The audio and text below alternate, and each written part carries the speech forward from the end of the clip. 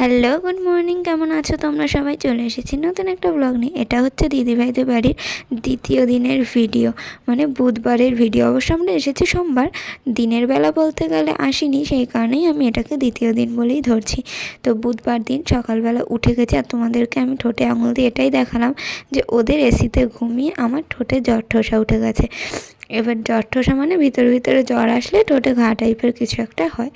আর বিষয়টা হলো, আমার এগুলো একটু আধটু ঠান্ডা লাগলেও হয়, কিন্তু আমি যেহেতু এসিতে থাকার অভ্যাস নেই, ওই যে একটা কথা আছে না, কুকুরের পেটে ঘি সহ্য হয় না, ঠিক ব্যাপারটা ওই রকমই। আমি এসিতে থাকি না, তারপরে গরিব মানুষ, আমার কি আর এসির হাওয়া সহ্য হবে বলে? এমনি আমার শীত লেগে যায় বাড়িতে এই গরমেও। তো যাই হোক, সেই কারণেই ওই জ্বর ঠোসা হয়েছে। তো এখানে বিছানাটা ঝেড়ে নিচ্ছি, টুকটাক কাজ করে নিচ্ছে। আর বাইরে দেখতেই পেলে যে সবাই কাজ করছে, আর একটা জেঠিমা বা ঠাকুমা যেই হোক এসেছিলো, যে কিনা কাজ করে এই বাড়িতে, মানে কাজ করতে আসে, তো সেই কাজগুলো করে দিয়ে গেল। আর আমি এখানে চাটনি রান্না করছিলাম। মা বললো চাটনিটা বানা আর ভিডিও করে নে রান্নার চ্যানেলের। তো ওটা আমার কুকিং উইথ ঋতু চ্যানেলে, মানে রান্নার চ্যানেলে ইউটিউবে ছাড়া আছে, তোমরা চাইলে দেখে আসতে পারো। আর এখানে দেখো মা কাজবাজ শুরু করে দিয়েছে, আর আমাকে বললো একটু গ্যাদাল পাতা বেটে দে। তো আমি অনেকক্ষণ আগে থেকে ভিডিও শুরু করেছিলাম পুরো পাতা দেখিয়ে ঠিকই, কিন্তু হঠাৎ দেখছি ভিডিওটা ওঠেইনি। তো তাই আমি ভাবলাম আবার চালু করি, তো তাই বাটা থেকেই তোমাদের দেখতে হচ্ছে। তো এখানে আমি গ্যাদাল পাতা বাটছি, মা খাবে বলে। তোমরা কি কেউ খাও এই, মানে গ্যাদাল পাতাকে তোমাদের ওখানে কি বলে সেটাও কমেন্ট করে জানি। আমি তো ছোটো থেকে গ্যাদাল পাতাকে পাত পাতা বলেই চিনি, কারণ এটা দিয়ে পুরো পাদের গন্ধ বেরায়। মানে এটা শুনতে হাস্যকর হলেও এটাই গন্ধটা ছাড়ে এরকমই। তো যাই হোক, ভালো করে বেটে দিলাম। মা ওটা ভাত দিয়ে নাকি কাঁচাই খাবে, কি খায় এগুলো জানি না। যাদের গ্যাস অম্বল পেটের সমস্যা আছে তারা কিন্তু খেতেই পারে, তাদের পেটের জন্য নাকি খুব ভালো। আর এইটা কি পাতা তোমরা কমেন্ট করে বলো তো, যদি চিনতে পেরে থাকো। যাই হোক, আমিই বলে দিচ্ছি, এটা হচ্ছে কালো মেঘের পাতা, আর এই হচ্ছে নিম পাতা। দুটো ধুয়ে দিয়ে বেটে দিচ্ছি, কারণ দিদিভাই বললো যে এটাও একটু বেটে দে, তো সেই কারণে আমি বেটে দিলাম। আর যারা বলো না যে এই সরু সরু হাত কী করে কাজ করে, এই রোগা চেহারা, সবই করতে পারে। হাত পা সরু হলে কী হবে, মানে সবই করতে পারি আমি। আর অনেক আগে থেকে আমার মশলাপাতি বাটার এক্সপেরিয়েন্স আছে। বাড়িতে তো আমরা নিজেদের কাজ নিজেরাই করে খাই বলো, কেউ তো আর করে খাওয়া তো না, সেই কারণে আমাদের সব কিছুই শেখা আছে। আমার একার নয়, আমার আর আমার দিদির দুজনের কথাই বলছি। তো আমরা মোটামুটি সব কাজই জানি। হয়তো হতে পারে যে বড় মানুষের মতো বা যারা অনেক বছর সংসার করছে তাদের মতো অতটা স্পিড নয় যে কোনো কাজে, একটু ফোন দেখছি একটু কাজ করছি সেই কারণে, কিন্তু করলে আমি সব কাজই মোটামুটি করতে পারি, মাছ মাংস কাটা বাদে। তো যাই হোক, অত বক বক করে নিজের ঢাক পিটিয়ে কোনো লাভ নেই। তো এবার মা চলে এসেছে স্নান করে ফুল তুলতে, মা পুজো দেবে। এতদিন ছিল আমাবচি না আম্বাবচি, যাই হোক কিছু একটা বলে। তো মানে এটা যেদিনের ভিডিও বুধবার দিন, তো সেদিন আর কি ওই জিনিসটা উঠে গেছে। তো সব ঠাকুরের আসন টাসন সব কিছু ধুয়ে নতুন করে ফুল টুল দিয়ে আবার পুজো দেওয়া যাবে। তো সবার বাড়ির নিয়ম তো এক হয় না, সবার বাড়িতে এক জিনিসও হয় না, কিন্তু এই সময়টা ঠাকুরদের উল্টো করে রাখে, কেউ ঢাকা দিয়ে রাখে, শুধু ছেলে ঠাকুরদেরই পুজো দেওয়া যায়, খাবার টাবার দেওয়া যায় না। তো এক একবারই এক এক নিয়ম। আর এরকম জিনিসটা আমি আমার মায়ের থেকেই শুনেছি, আগে অতটা জানতামও না এইসব। তো যাই হোক, মা এখানে ফুল তুলছে পুজো দেবে বলে। আর বাড়িতে যদি এরকম সুন্দর গাছ থাকে, ফুল কি আর কেনা লাগে বলো? আম গাছ থেকে আমের পল্লব নেবে, আম পাতা নিয়ে পুজো দেবে, ফুল নেবে, সব কিছু এখানেই পেয়ে যাবে। তো বাইরে যাওয়ারই প্রয়োজন হয় না। আর এত সুন্দর ফুল থাকতে কেউ কিনে পুজো দেয়? আমার তো মনে হয় গ্রামের দিকে বা এরকম জায়গায় যাদের বাড়িতে গাছ আছে তারা ফুল কেনেই না। আর মায়ের তো খুব আনন্দ লাগছিল, আর আমার মায়ের খুব শখ যে আমাদের এরকম একটা গাছ হবে, বাগান হবে, কিন্তু কি করা যাবে, জায়গার অভাবে আমরা কিছুই করতে পারি না।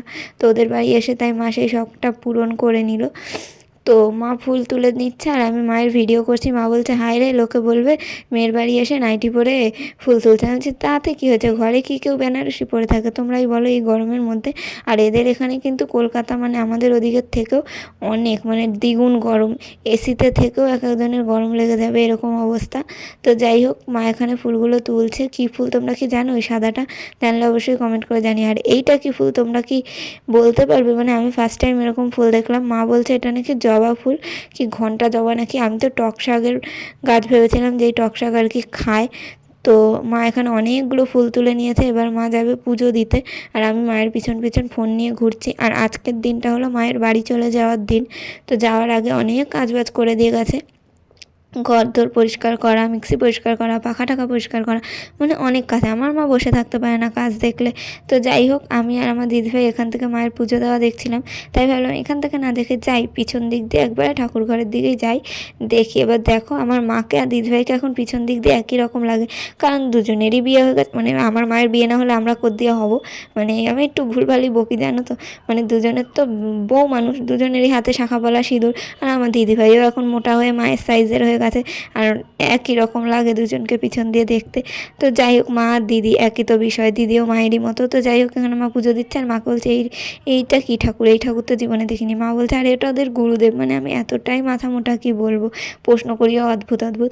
আর এখানে মা যেহেতু চলে যাবে, তাই বাবানদা একটু প্রণাম করে নিচ্ছে। আর বাবানদার মধ্যে এই জিনিসটা আছে, যখনই দেখা হয়, আসার সময় যাওয়ার সময় সব সময় এরকম নমস্কার করে, যেই বড় মানুষরা থাকুক। আর এখানে একটু মামের আদর আলাপ চলছে আর কি, চলে যাচ্ছে। মন খারাপ তো হবেই, কারণ মা খুব একটা আসে না, এখন নাতি নাতনি হবে শুনে তাই এত আসছে, নাহলে আসেও না কখনো, এসে এরকম থাকেও না। এই যে 2 বছর বিয়ে হয়েছে, এতদিনের জন্য কোনো দিনই মা না থেকে, মাও থাকেনি, আমিও থাকিনি।